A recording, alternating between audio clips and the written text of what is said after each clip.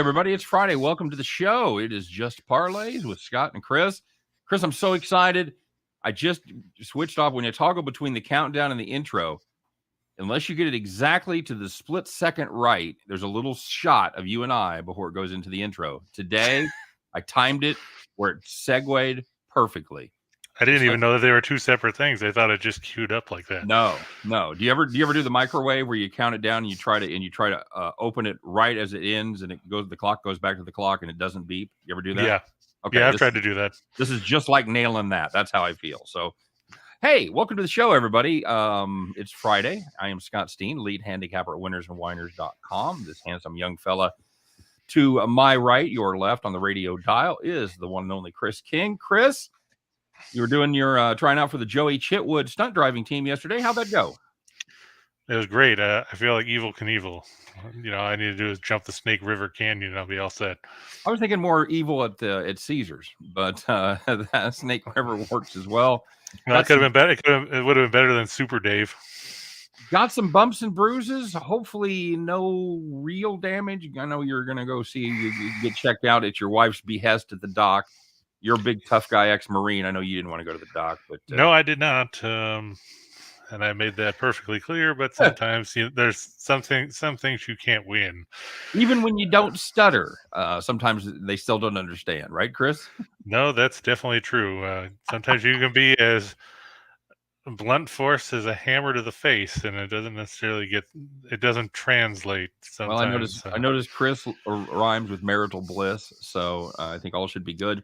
Good Lord willing and the creek don't rise. You're going to be back to shoot the NASCAR show. Of course, we shoot it on tape now, so I was trying to get live on tape for the live version, but we'll be shooting that on digital recording on tape. I'm not that old. Live on 8mm. I'm excited today because Jim Williams, formerly of this show, and I'm pretty much the EP or executive producer of all the shows. He's got to say he set us up a NASCAR intro. Oh, neat. So I don't even think you knew about that yet. I was unaware. Yeah. Because Jim doesn't tell me anything because I'm still waiting for him to tell me about whether he's actually got the podcast for the show up again. He just told me that today. So, yeah, be sure and check out. Of course, Chris and I'll be following this show up with Back to the Window with that other guy. That other guy. And then our NASCAR show should be up late tonight, early tomorrow morning. Check all that out. Chris, how'd the parlays go yesterday? Well, the premiums went better than the show because, Calgary forgot to score. Toronto forgot to stop Cleveland from scoring. But Toronto, the premiums 2-zip after the top of the first. Great shape, right where we want to be. Yep, and then they lost what was it 6-5 or something? Yep, 6-5. But the premiums they worked out. Florida won. The Rangers won. Houston won, even though Ryan Presley tried to give the game away in the top of the ninth. They won it in the bottom of the frame. Right. We said the Stars and Flames would stay under, and it did. And we said Colorado would win, and we did say Senzatella. He had gone over in each of his 4 starts, so to play the over there, and sure enough, ended up 9-7 on a number of 11s. So if you went over, then you made some money anyway. Yep. If you chase the steam there, you did well. That went from 10.5 to 11, and 16 definitely greater than 11. And of course, we benefited from the Brewers beating the Reds because everybody does. And I got to give credit to Connor Ingram, the goaltender for Nashville.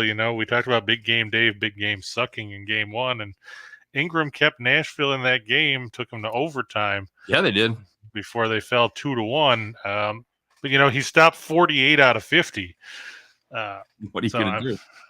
It's about all you can ask for. And, I know we were all over the puck line there, even the alternative puck line, where there was some discussion of 2.5. Yeah. And the difference in goaltenders made all the difference in the world in that game, as it was 1-1 pretty much from the first period on, right? Yeah, until the 8:31 mark of overtime. Overtime, right? No. Ingram gave up a goal on the first shot, then he stopped 48 in a row, and then he didn't stop the last shot. So I guess if you're looking for symmetry, there it is. There you go. Michael Dost in the house. What up, Michael? Good to see you. Happy Friday to you too, my friend. Chris, we're going to do something a little bit different. We're going to be a little tighter on time constraints because you got to go. You got to get out of here in about 20 minutes and take the Uber, I assume, over to. No, my mother-in-law's here. So. Oh God, it just gets better for you, doesn't it? just gets better and better. All right. Well, we got to get Chris to his mother-in-law as they can have a fun trip to the doctor. Oh, As they say, it's always sunny in Philadelphia, but this is in Philadelphia. I'd rather even do a show with Rachel. I got to be honest with you than have your afternoon. So let's get to it. We're going to go right to the picks, right to the meat and potatoes. Let's start off with some potatoes. A couple two-teamers. What do you say, Chris? Sure. All right. Bye. Before we do that, let's take care of some housekeeping stuff. Don't forget to like and subscribe.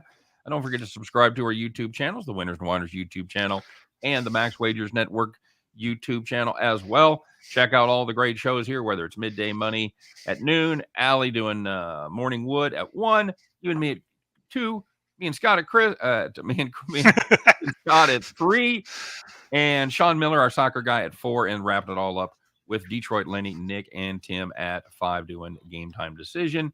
Check out our deal with our partners over there at Caesars. I know I've talked to you about this before, but if you guys have a lock, if you've got something that you are absolutely on and you want to load up, this is the time to do it. If you've never had a Caesars account, you never made a bet with Caesars, jump on this opportunity. It's up to $1,100. Bet insurance. If you lose that first bet, if your lock becomes unlocked, then Caesars makes it good. If you have that lock and you hit it, boom, you're in. No worries, and you've just hit the biggest bet of your life, quite possibly. So that's true. Check that out. We do have the codes and the link in the description of the video. It is WIN or ATS WINSCZR. ATS wins Caesar. Check that out. All right. So don't forget the Kentucky Derby guide, Scott. The Kentucky Derby guide, of course, Chris. And down the stretch they come. I believe it is available right now as we speak. Click that link. It is in the show description. Get yourself down. It is cooler than a trifecta box. It really is, Chris. So make sure you check out all the Derby information over there. Chris, before we get rolling here, Andrew says Allie's Derby guest was amazing. Very enjoyable show that she just had. Okay, that's good to keep in mind. I'll find out who she had. A little late, maybe for next year. Chris, any thoughts real quick on why the Heat number jumped down? Because they upgraded Embiid to doubtful. Okay. That's the only thing I can see. I still don't think he's going to play. If he does, he's going to wear the Phantom of the Opera mask. But really, how good's he going to be? That's a weird upgrade from out to doubtful. Yeah, you usually see out to questionable. But now he is questionable now, Chris. They moved him again. He's going to go, buddy. I think he's going to go. So yeah, it said Friday morning he was out, but his status could change. And at 12:30 on the injury report, he was doubtful. So they must have upgraded him again at 1:30. Yep. Hey, Detroit Lenny in the house. Speak of the devil, and the devil jumps up. What up? What up, Detroit Lenny? How are you, buddy? I heard you guys had a good show over there today. You're probably going to have a good show this afternoon. One of the few people that can make fun of one of the Kansas City Royals. So where did you see him questionable? Because the league injury report still has him listed as doubtful. What am I using? I am on StatFox. Okay, well, the official injury report from the league at 1:30 still had him marked as doubtful. All right. Well, now I got it on Don Best as well as questionable. So maybe they're lying because they just want people to bet on the 76ers. I don't know, bud. I don't know what to tell you. I don't know. I'm just going off what, like I said, I use the league's official report that gets updated every hour. Talking about a game tomorrow real quick. The Bucks number has jumped down. Any thoughts on that? Hadn't seen that one yet. Unless they're thinking Smart is going to play tomorrow because he didn't play in game 2. There are no injury report updates yet for those games because they don't have to have them out until later this evening. Smart's listed as probable, so I guess they're expecting he's going to play. I'm guessing Middleton's still going to be out for Milwaukee, and George Hill, of course, with that abdominal injury. Hill has actually been moved up to questionable. Smart is questionable, Brown is probable, and Middleton is out. Okay. So maybe that's why, because they think Smart's going to play. Yep. I think that's exactly it. Boston's going to be a little healthier. So, all right, buddy. 2 for the money. What do you got? Well, we had the Mets, but like Michael said, that game was rained out just before showtime. So I'm going to plug the Milwaukee Brewers in there against the Atlanta Braves. It's going to be Eric, not Matt Lauer, on the mound taking on Jesse Chavez, not Julio Cesar Chavez, not Julio Cesar Chavez Jr., Ex-Royal, ex-A, ex-Ranger, ex-Cub, ex-Cub. There you go. twice. Sure, why not? But I'm wondering why Atlanta's throwing. I guess they're basically punting and going with a bullpen day here. I guess the double header with the Mets probably threw off the rotation a bit. Yep, I think Jeff Chavez has the Chris Sabo glasses. Yeah, beautiful thing. I mean, at least he's not Rick Vaughn, you know. Right. So you got the Brewers plugged in over the Braves there. Yeah, they're actually at minus 110. It's even money. They're actually a slight underdog because on the run line they're actually getting 1.5 as opposed to giving 1.5. Right. So, which is weird because I mean Milwaukee, they're second in the league in runs, but I guess you could say a lot of that's because they beat up the Reds. All right, Detroit, Lenny, cover your ears for this one. Houston Astros laying a big price there, minus 200 over the Detroit Tigers. Yeah, like we said, the Tigers rallied in the ninth. Another ex-Cub Heimer Candelario with a 2-run homer in the top of the ninth off Presley, and then Houston won it in the bottom of the frame to win 3-2. Our good buddy Bo Brisky throwing again tonight for the Tigers. He's facing Luis Garcia, but Garcia's pitched fairly well of late. I know his numbers aren't great. I'm just not overly sold on that Brisky can deal with the lineup that Houston has, especially with Altuve back now. That's a big boost for the Astros. Right. And they've won 4 in a row and 8 of 10 coming in this one, so they're rounding into form after that slow start to the year because they were 7-9 before their last 10 games. All right, very good. Bo Brisky, for the record, has gone 5 innings in his 2 starts, gone 5 innings in each of them. Gave up 3 earned in the first one to Colorado. And that was a home game, by the way. That was not in Colorado. And then gave up 1 to the Dodgers in L.A. So he's had a couple of mixed bags there. One very good performance, one performance. Yeah, Garcia coming in off a 6-inning, 2-run, 5-hit, 1-walk, 5-strikeout performance against the Blue Jays. He lost that game 2-1 because he gave up 2 solo homers. I have to think that Houston will put up better offense in this one. Okay. All right, very good. A little MLB 2-teamer to get you started, and some Phoenix Suns over the Mavs. Yeah, I watched this line bounce around last night. Phoenix was a 1-point underdog. Now, then I've seen them go as many as up 1.5. I saw it at 0.5. Lenny said he agreed about the Tigers, so okay. There's that.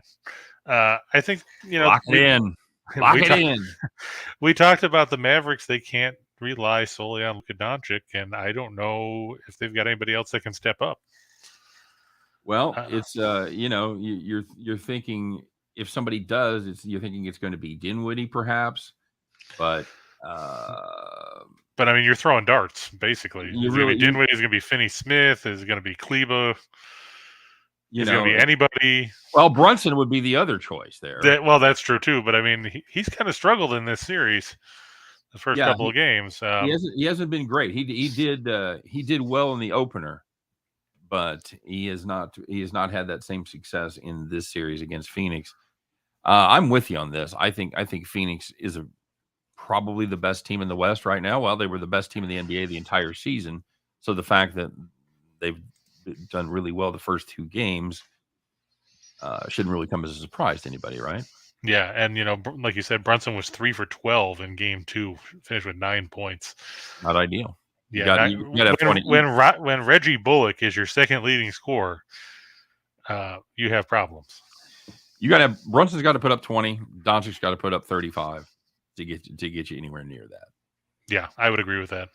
So I just don't see it necessarily happening because Phoenix has such depth. I mean, come on, they played Biyombo, McGee, and Ayton in that game. And, all 3 of them were effective. Yeah, they have nobody to match up in the middle, and that's a problem because, they traded Porzingis, and I understand the move, and it worked out for him, but it would be nice to have his presence right now and the ability to stretch the floor a little bit from inside. But yeah, or they could get Boban Marjanovic and get him off the bench. Yeah, he must not be good. Well, he's not, but he's big. If anything else, he could be like what Rick Mahorn was back in the bad boy eras with the Pistons. He got 6 fouls. Use them. Fair enough. And the other game, round out that two-teamer, is the Edmonton Oilers minus 145 over the Kings. This is a tied 1-1 after the Kings stole one there in game one. So we're moving to L.A. I love L.A. We love LA. Well, so does everybody else when they're the visiting team, because if you look, the only team that plays in the Crypto.com arena that made the playoffs are the Kings. Very good. Nice. They're no longer in Inglewood, because I heard Inglewood up to no good, Chris. That's true. Little known fact. So who you got Edmonton here to rebound on the road? You think the Kings, to use a hockey parlance, that was just a one-timer? Yeah, basically, they rang one in off the post, and okay, we saw them playing game two, and they did not look good. And you think that trend continues here, or Edmonton maybe got a little wake-up call that they needed and found their footing? Well, yeah, I mean, how many times have we said, everybody's got a plan until you get punched in the face? And, Edmonton got punched in the face, and they came back with a vengeance in game two. Yeah, I look for that to carry over here. Okay, good enough. How about a four-teamer? You got a four-teamer? Maybe I don't like those two-teamers. Oh, there you go. There you go. That's fine. And, that's fine. No accounting for taste. Yes. It's not my fault you're an idiot, but, that's all right. I'm gonna go with the Blue Jays again. It's Gaussman and Bieber, so I mean at least there's a good pitching matchup. But like you said previously, Cleveland's pitching or bullpen has been bad. Toronto's got a pretty good bullpen. Once they get to the back end with Romano and those guys, I can't put a ton of faith in the Guardians. One, it's a stupid name. Two, Bieber can't do everything, and we've seen him pitch and end up with no decisions in games because the rest of the team sucks. He got a no decision in his last start when he gave up one run on 7 hits in 7 innings because Cleveland scored. I think they scored 2 in the 8th or something to win 3-1. Right. But the start before that, he had a quality start. Took a loss because Cleveland didn't score. His one win, or his one big win of the season, was over the White Sox in that game where Dallas Keuchel gave up 10 runs in an inning plus. So I don't trust the Cleveland to score enough. Fair enough. And let's be honest, neither one of these pens are great.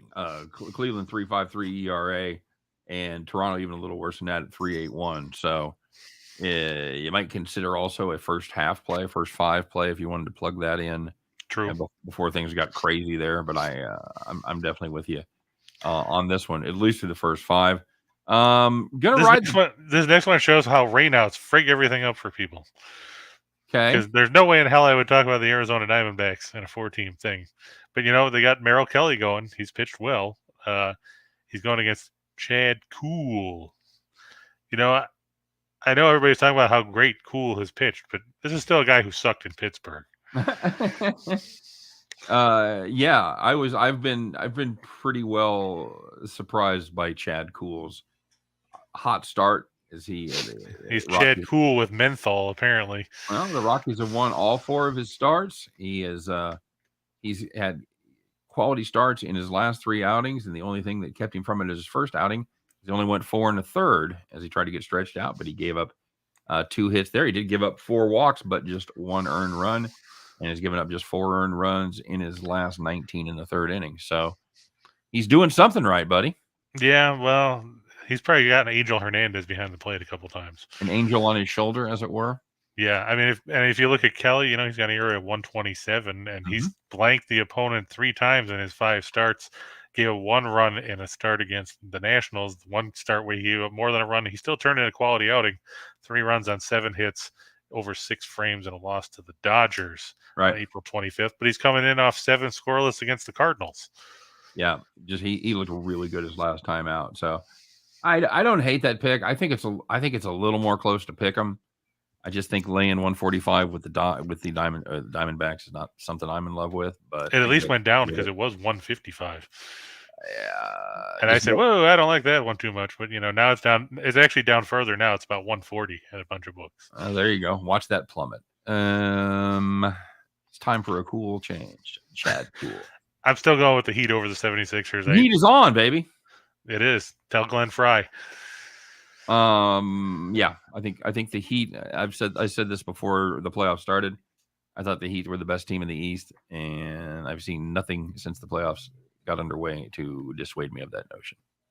And I'm gonna take the Blues to bounce back at home. I know they played terrible in Game 2. They played really well in Game 1. If they play their normal contest at home, I think they'll get the win. Okay. Sitting that one out. I've seen two different hockey teams play two different games there. And this is true. I've got no feel for that. So if you've got your finger on the pulse, if you're fingering the pulse of the nation, then God bless you. All right, very good. There's your 4-teamer. And shot in the dark, here it comes. All right. Bill said, could the Reds win today, or is it Pirates on the money line? Well, I typed Penguins. It's supposed to be Pirates on there. Just shows that I wasn't paying attention. No, I'm going to go with JT Brubaker over Connor Rich Chocolate Overton. I'm not overly convinced. Overton might be the best pitcher the Reds have right now. How sad is that? Yeah, well, I was going to say, doesn't instill much confidence in the Reds. He's made one start. He gave a run on 3 hits, 2 walks, and 3 strikeouts over 5 1/3. Got a no decision in a 4-3 loss to Colorado. That was the game where you thought Jeff Hoffman was going to start, and then they switched it. That's right. Last week, Overton pitched for him instead. And yeah, they plugged him in that spot, and he pitched very well. Of course, burned the shit out of us. Well, they still lost. Yeah, I know, but they didn't. They beat the run line, right?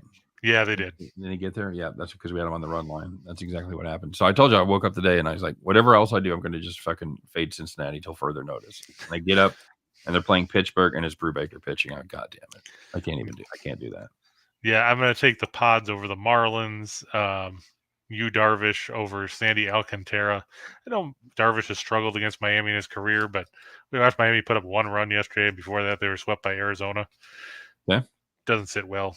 I'm going to take the Mariners with Logan Gilbert over Matt Whistler and the Rays. Big fan of that play. Yeah, it's called, hey, look, we're going to the bullpen day again. Mm-hmm. In the battle of the hosiery department, I'm going to take the Red Sox with, I think it's Eovaldi is going in that one, provided they don't rain it out, against everybody's favorite doormat, Vince Velasquez. Remember when people thought he was going to be good? Remember when people forgot he was in the league still? Yeah, there's that too.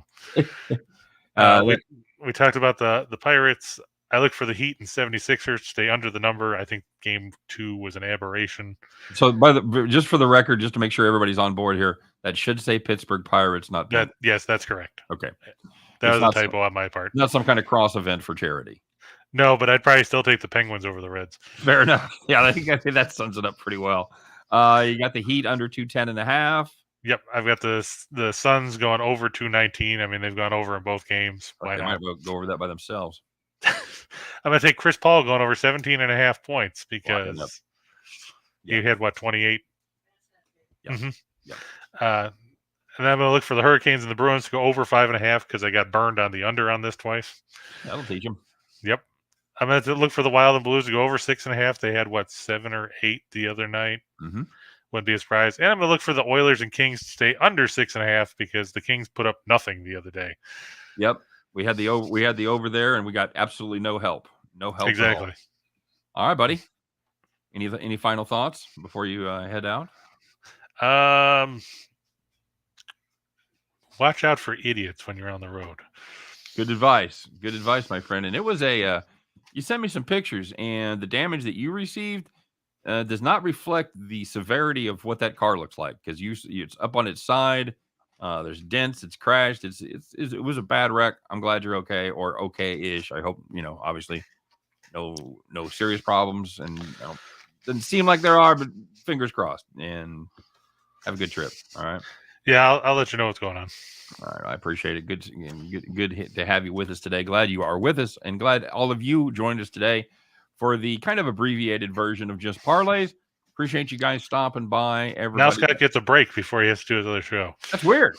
I'm used to about 30 seconds it takes me to change everything out. So yeah, I got a little me time. I'm kind of excited about it. So I'll do my NASCAR picks. That's what I'll be doing. So there you go. You guys have a great day. Once again, don't forget to like and subscribe. Don't forget all your support. Thank you for all your support. We appreciate you guys stopping by. and doing it. A lot of you here every day, and don't think we don't notice and don't think we don't appreciate it. Guys, have a great weekend.